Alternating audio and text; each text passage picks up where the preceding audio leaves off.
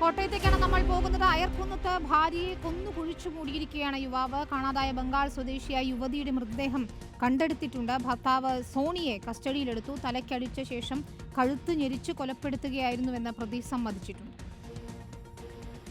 പെൺകുട്ടിക്ക് മറ്റൊരു പുരുഷനുമായിട്ടുള്ള ബന്ധം ഫോണിൽ കോണ്ടാക്ട് ചെയ്യുന്നതിലുള്ള വിരോധ കാരണം കൊണ്ടാണ് ഈ ബ്രൂട്ടൽ മർഡർ ചെയ്തിട്ടുള്ളത്. കൊലപ്പെടുത്തണമെന്നുള്ള ഉദ്ദേശത്തോടു കൂടിയാണ് വർക്ക് പ്ലേസിൽ വന്ന ശേഷം ഭാര്യയെ മതിലിൽ തലയിടിച്ച് താഴെ തള്ളിയിടുകയും അബോധാവസ്ഥയിലായ കുട്ടിയെ കഴുത്ത് ഞെരിച്ച് കൊലപ്പെടുത്തുകയും മരണം സ്ഥിരീകരിച്ച ശേഷമാണ് അവിടെ ഇരുന്നൊരു പാര കൊണ്ട് തലയ്ക്കടിച്ച് മുറിവേൽപ്പിച്ചുവെന്നും പ്രതി കുറ്റസമ്മത മൊഴിയിൽ പറഞ്ഞിരിക്കുന്നു.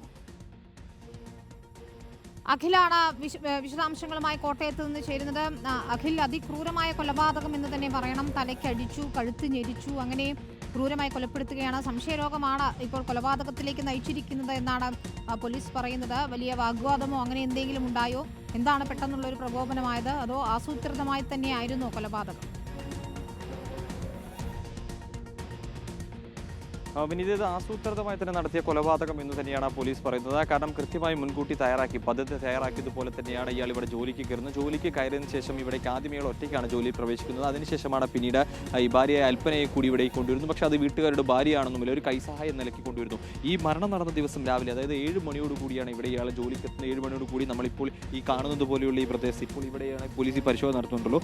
ഇവിടെ വെച്ച്, ഈ ഭാഗത്ത് വെച്ച് ഈ വിഷയം ചൊല്ലി, അതായത് ഈ ഫോണിലുമായി ബന്ധപ്പെടുന്ന മറ്റൊരു പുരുഷനുമായുള്ള ഈ ബന്ധത്തെ ചൊല്ലിയുള്ള ആ വിഷയവുമായി ബന്ധപ്പെട്ട് ഇവിടെ വെച്ച് തർക്കത്തിൽ ഏർപ്പെടുന്നു. അതിനുശേഷം ഈ മതിലിൽ ഇടിപ്പിച്ചത്, അതായത് മതിലിൽ തലയിടിപ്പിക്കുകയായിരുന്നു. മതിലിൽ തലയിടിപ്പിച്ച ശേഷം അവിടെ നിന്നും വലിച്ചിഴച്ച് ഈ കാണുന്ന ഒരു ഗ്യാപ്പിലേക്ക്, ഈ ഒരു ഭാഗത്തേക്ക് കൊണ്ടുപോയി ഇവിടെ വെച്ചാണ് കഴുത്ത് ഞെരിച്ച് കൊലപ്പെടുത്തിയതെന്നാണ് പറഞ്ഞത്. അതിനുശേഷം ഇവിടെ ഉണ്ടായിരുന്ന ഈ കമ്പിപ്പാര ഉപയോഗിച്ചുകൊണ്ട് തലക്കടിക്കുകയും ചെയ്തു. ഇതെന്തായാലും പോലീസ് റിക്കവർ ചെയ്തിട്ടുണ്ടെന്നാണ്. അതിനുശേഷം ഇവിടുന്ന് വലിച്ചഴിച്ച് കൊണ്ടുപോയി ഇതിൻ്റെ ഭാഗത്ത് വലിയ ആഴത്തിൽ, പക്ഷേ അതായത് പെട്ടെന്നുള്ള സംഭവമായതുകൊണ്ട് തന്നെ വലിയ ആഴത്തിൽ അയാൾക്ക് കുഴിയെടുക്കാൻ സാധിച്ചിരുന്ന ചെറിയ രീതിയിലുള്ള ഒരു കുഴി മാത്രമാണ് പ്രതിക്ക് എടുക്കാൻ കഴിയുന്ന. കുഴിക്കുള്ളിലേക്ക് മൂടിയ ശേഷം ഇവിടെ നിന്ന് മുങ്ങിയായിരുന്നു. പിന്നീട് ഇയാൾ ഭാര്യയെ കാണാനില്ല, അല്ലെങ്കിൽ ഭാര്യയെ മിസ്സിംഗ് ആണ് എന്ന് പറഞ്ഞുകൊണ്ട് ഇത്തരത്തിൽ ഒളിച്ചോടി പോയതാണ് സംശയം പ്രകടിപ്പിച്ചുകൊണ്ട് പോലീസിൽ ഒരു പരാതി നൽകുന്നു.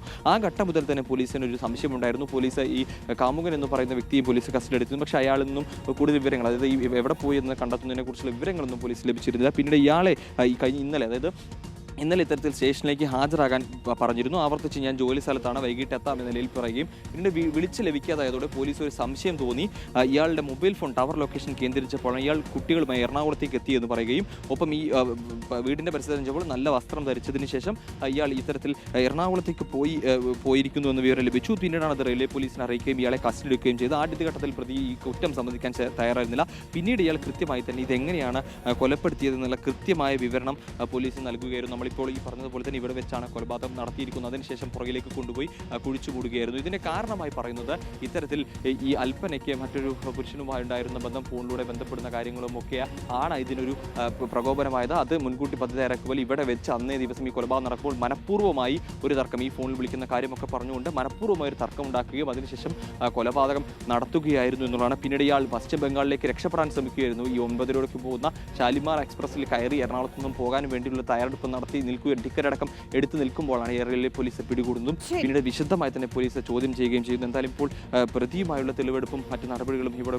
നടത്തുന്നുണ്ട്. കൃത്യമായി എവിടെ വെച്ചാണ്, അതായത് ഈ ഫോറൻസിക് സംഘവും ഡോഗ് സ്ക്വാഡ് അടക്കമുള്ള പരിശോധന നടത്തുമ്പോൾ ഇവിടെ എങ്ങനെയാണ് കൊലപ്പെടുത്തിയത്, അതായത് ഈ ഭാഗത്ത് നമ്മളിപ്പോൾ പറഞ്ഞ പോലെ ഈ പ്രതിയെ കാണിക്കുന്ന പോലെ തന്നെ ഇവിടെ വെച്ചാണ് കൊലപാതകം നടത്തിയത്. അപ്പോൾ ആ കാര്യങ്ങൾ പോലീസ് കൃത്യമായി ചോദിച്ച് മനസ്സിലാക്കിയാണ്. അല്പസമയം മുമ്പ് ഇവിടെ നിന്നും ഈ കൊലപാതകം നടത്തിയ ആയുധങ്ങൾ കണ്ടെത്തിയിരുന്നു. ഈ ശേഷം ഈ കൊലപാതകത്തിന് ശേഷം ഈ മുകളിലേക്ക്, ഈ ഭാഗത്തിൻ്റെ മുകളിലേക്ക് വലിച്ചെറിഞ്ഞ 2 ചെരുപ്പുകളുണ്ട്. അല്പം ആ ചെരുപ്പുകളും ഇത് കണ്ടെത്തുന്നു. അപ്പോൾ കൃത്യമായി ഇപ്പോൾ അതായത് ഈ പോലീസ് ഇവിടെ നിന്നുള്ള സാമ്പിളുകൾ, ഫോറൻസിക് സംഘം ഇവിടെ നിന്നുള്ള ഈ സാമ്പിളുകൾ ശേഖരിക്കുകയാണ്. അപ്പോൾ എങ്ങനെയാണ് ഈ കൊലപാതകം നടത്തിയതെന്ന് വിവരണം, അതാണ് ഇപ്പോൾ പ്രതി നടത്തുന്നത്. എങ്ങനെയാണ് ഇപ്പോൾ ഇവിടെ തലയിടിപ്പിച്ച ശേഷം അത് കൃത്യമായി തന്നെ പോലീസിനെ കാണിച്ചു കൊടുക്കുന്നു എന്നുള്ളത് തന്നെയാണ് ഏറ്റവും നമ്മൾ എടുത്തു പറയേണ്ട കാര്യമെന്ന് പറയുന്നത്. ഇവിടെ ഇങ്ങനെ തലയിടിപ്പിച്ച ശേഷം ഇവിടെ നിന്നും, അതായത് നമ്മൾ നേരത്തെ പറഞ്ഞ പോലെ തന്നെ ആ സാമ്പിൾ ശേഖരിക്കുന്ന ഭാഗത്തു നിന്നും തലയിടിപ്പിച്ച ശേഷം അവിടേക്ക് വലിച്ചു കൊണ്ടുപോയി അവിടെ വെച്ച് കഴുത്ത് ഞെരിച്ച് കൊലപ്പെടുത്തിയെന്ന കാര്യം കൃത്യമായി പോലീസിന് ഒരു വിവരണമായി തന്നെ പ്രതി പറഞ്ഞു നൽകുകയാണ്.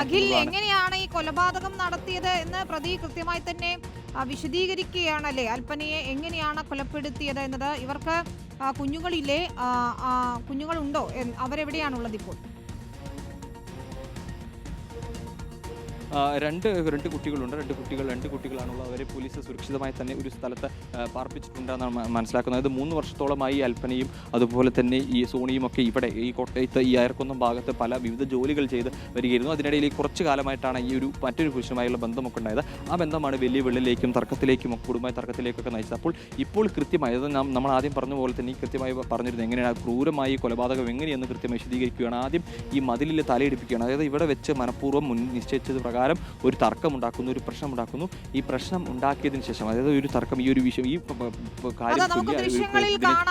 എങ്ങനെയാണ് തല ഇടിപ്പിച്ചത്, പിൻഭാഗമാണ് ഇടിപ്പിച്ചത് എന്നാണെന്ന് തോന്നുന്നു പ്രതി സോണി പോലീസിനോട് പറയുന്നത്. തുടർന്ന് വലിച്ചു കൊണ്ടുപോയി തുടങ്ങിയ കാര്യങ്ങളൊക്കെ തന്നെയും വിശദമായി വിവരിക്കുന്നുണ്ട്. പോലീസ് ഇപ്പോൾ സ്ഥലത്ത് വീട്ടിൽ തെളിവെടുപ്പ് നടത്തുകയാണ്. ഇവർ താമസിച്ചിരുന്ന സ്ഥലമാണെന്ന് മനസ്സിലാക്കുന്നു. മുർഷിദാബാദ് സ്വദേശിയായ യുവതി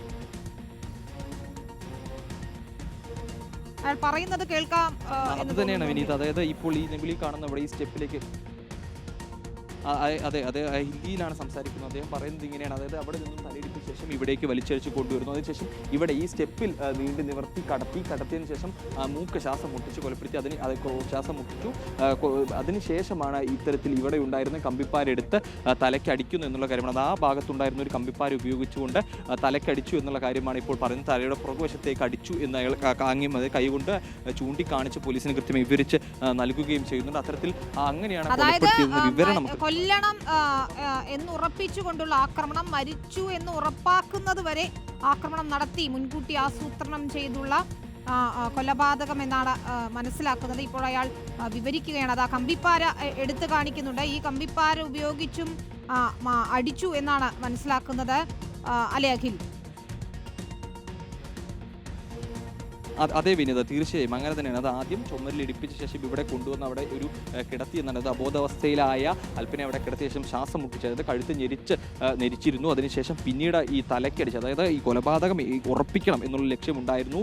അതുകൊണ്ട് തന്നെയാണ് തലയ്ക്ക് 3 തരത്തിൽ അതായത് ആദ്യം മതിലിടിപ്പിക്കുന്നു, തല ബലമായി മതിലിടിപ്പിക്കുന്നു, അതിനുശേഷം നിലത്ത് കഴുത്ത് ഞെരിക്കുന്നു, പിന്നീട് ഏറ്റവും അവസാനം അവിടെ ഉണ്ടായിരുന്ന ആ കമ്പിപ്പാര എടുത്തുകൊണ്ട് തലയ്ക്കടിച്ച് അതായത് അതിമൃഗീയമായി തന്നെ കൊലപ്പെടുത്തി എന്നുള്ളതാണ്. അത് കൃത്യമായി യാതൊരു കൂസലുമില്ലാതെ അയാൾ വിവരിക്കുന്നു. നമുക്ക് ആ ദൃശ്യങ്ങളിൽ കാണാൻ സാധിക്കും. യാതൊരു കൂസലുമില്ല, അല്ലെങ്കിൽ ഒരു കുറ്റബോധവുമില്ല. അതായത് വളരെ കൃത്യമായി എങ്ങനെ താൻ കൊലപ്പെടുത്തിയെന്ന് ആ പ്രതി ഭാര്യയെ കൊലപ്പെടുത്തിയ ക്രൂരത വിവരിക്കുന്നത് പുറകുവശത്ത്. അതായത് ഇപ്പോൾ പോലീസ് കൃത്യമായി ചെയ്യുന്നത് എന്താണെന്ന് വെച്ചാൽ ഇയാൾ മറ്റേ ഹിന്ദിയിൽ സംസാരിക്കുന്ന ആളായതുകൊണ്ട് ഒരു ട്രാൻസ്ലേറ്റർ ഉപയോഗിച്ചുകൊണ്ട് അത് കൃത്യമായി മനസ്സിലാക്കിയെടുക്കുക. അതായത് എങ്ങനെ കൊലപ്പെടുത്തി എന്നുള്ളത് കൃത്യമായി പോലീസ് ട്രാൻസ്ലേറ്റർ ഉപയോഗിച്ചുകൊണ്ട് അതിൻ്റെ അതായത് കൃത്യമായി ഒരു സംശയം അല്ലെങ്കിൽ അതിലൊരു പറയുന്ന കാര്യങ്ങളിൽ കൃത്യമായി വ്യക്തവരായിരിക്കാൻ കൃത്യമായ ഒരു ട്രാൻസ്ലേറ്റർ ഉപയോഗിക്കുകയാണ്. ട്രാൻസ്ലേറ്റർ ഉപയോഗിച്ചുകൊണ്ട് ആ കാര്യങ്ങൾ മനസ്സിലാക്കുന്നു എന്നുള്ളതാണ് നമുക്കിപ്പോൾ മനസ്സിലാകുന്നത്. അത് കൃത്യമായി ട്രാൻസ്ലേറ്റർ ഉപയോഗിച്ചുകൊണ്ട് അത് മനസ്സിലാക്കുന്നു. അതിനുശേഷം ഈ മരണം ഉറപ്പിച്ച ശേഷമാണ് ഇവിടെ നിന്നും കൊണ്ടുപോകുന്നത്. ഈ ഏറ്റവും പ്രധാനപ്പെട്ട കാര്യം എന്ന് പറയുന്നത് ആദ്യം ഇയാൾ ഇവിടെ ജോലിക്കെത്തുന്നു. ജോലിക്കെത്തിയ ശേഷം ഇയാൾ ഇവിടെ അതായത് തനിക്കൊരു സഹായി വേണമെന്ന് ഈ വീടിൻ്റെ ഉടമയോട് പറഞ്ഞു. അങ്ങനെയാണ് അൽപ്പനയും ഇവിടെ ജോലിക്ക് കൂട്ടിക്കൊണ്ടുവരുന്നത്. അങ്ങനെ അൽപ്പനയുമായി ഇവിടെ ജോലി ചെയ്യുന്നു.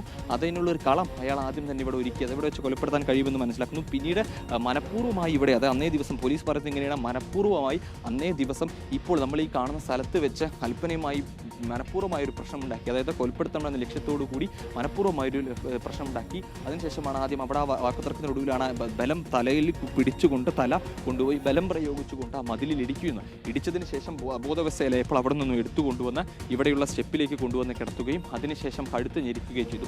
ഇപ്പോൾ പിന്നീട് അതായത് എങ്ങനെ താങ്ങിയെടുത്തു, അതായത് ഈ അൽപ്പനെ അവിടെ നിന്നും ബോധാവസ്ഥയിൽ താങ്ങിയെടുത്തു. അതിനുശേഷം ഇവിടെ കൊണ്ടുവന്ന് കിടത്തി. പിന്നീട് അവിടെ ഉണ്ടായിരുന്ന കമ്പിപ്പാരെടുത്തും തലടിച്ചു. മരിച്ചു എന്ന് ഉറപ്പാക്കിയ ശേഷം താങ്ങിയെടുത്താണ് താൻ പുറകിലേക്ക് കൊണ്ടുപോയത് എന്നുള്ളത്. അതായത് കമ്പിപ്പാര അവിടെ നിന്നുമാണ് എടുത്തതെന്ന് ചൂണ്ടിക്കാണിച്ച് നൽകുന്നു. ഒപ്പം അതിനുശേഷം ഈ മറ്റേ കാര്യങ്ങൾ തേച്ചത് കാര്യം പറയുന്നുണ്ട്. ഒപ്പം ഏറ്റവും ഒടുവിലായി ആ പുറകിലേക്ക് താങ്ങിയെടുത്ത് കൊണ്ടുപോയി എന്നുള്ളത് കൃത്യമായി തന്നെ പറഞ്ഞു നൽകിയിരിക്കുന്നു എന്നുള്ളതാണ്. യാതൊരു കൂസലുമില്ലാതെ കൃത്യമായി തന്നെ അയാൾ പറഞ്ഞു നൽകിയിരിക്കുന്നു എന്നുള്ളതാണ് ഏറ്റവും പ്രധാനപ്പെട്ട. അതായത് കൊല്ലണമെന്നുള്ള കൃത്യമായ ആസൂത്രണം, ഒരു ലക്ഷ്യം ഈ കൊലപാതകത്തിന് ഉണ്ട് എന്നുള്ളത് തന്നെ അതൊരു വിവരിക്കുന്നു. അതായത് യാതൊരു കൂസലുമില്ലാതെ വിവരിക്കുന്നതാണ് നമ്മളിപ്പോൾ കണ്ടിരിക്കുന്നതാണ്. അതിനുള്ള കൃത്യമായ പദ്ധതി ഉണ്ട് എന്നുള്ള തെളിയിക്കുന്ന കാര്യങ്ങളാണ് ഈ ഭാര്യയൊക്കെ ഇവിടേക്ക് ജോലിക്ക് കൂട്ടിക്കൊണ്ടുവരുന്നതും. പിന്നീട് അതായത് ഒരു സംശയം തോന്നാതിരിക്കാൻ വേണ്ടിയായിരിക്കണം. കാരണം പെട്ടെന്നൊരു സുപ്രഭാതത്തിൽ ഇവിടേക്ക് അതായത് ചുറ്റുവട്ടത്തൊക്കെ വീടുകളുണ്ട്, ആളുകളുണ്ട്, ശ്രദ്ധിക്കും. അപ്പോൾ ഒരു സ്ത്രീയുമായി ഇവിടേക്ക് കയറി വന്നാൽ അതൊരു പ്രശ്നമായി തോന്നും. അപ്പോൾ അത്തരത്തിൽ താൻ ഒറ്റയ്ക്കല്ല, ഇവിടെ നേരത്തെ തന്നെ ഒരാളുമായി ജോലി ചെയ്തിട്ടുണ്ടെന്ന് തോന്നിപ്പിക്കാൻ വേണ്ടി തന്നെയായിരിക്കണം ഇതിന് ഭാര്യയെ കൊലപ്പെടുത്തിയതെന്ന് കൃത്യമായി പോലീസിനോട് വിശദീകരിക്കുകയാണ്. ആദ്യം തല മതിലിലിടിച്ചു, പിന്നീട് വലിച്ചു കൊണ്ടുവന്നു, ശ്വാസം മുട്ടിച്ചു, അതിന് പിന്നാലെ കമ്പിപ്പാര കൊണ്ടും അടിച്ചു എന്നാണ് സോണി ഇപ്പോൾ മൊഴി നൽകുന്നത്. തത്സമയ ദൃശ്യങ്ങളാണ്, കോട്ടയത്ത് നിന്നുള്ള ദൃശ്യങ്ങളാണ്, ഞെട്ടിക്കുന്ന കൊലപാതകത്തിൻ്റെ ദൃശ്യങ്ങളാണ്, അല്ലെങ്കിൽ അത് വിവരിക്കുന്നതാണ് നമ്മൾ കണ്ടത്.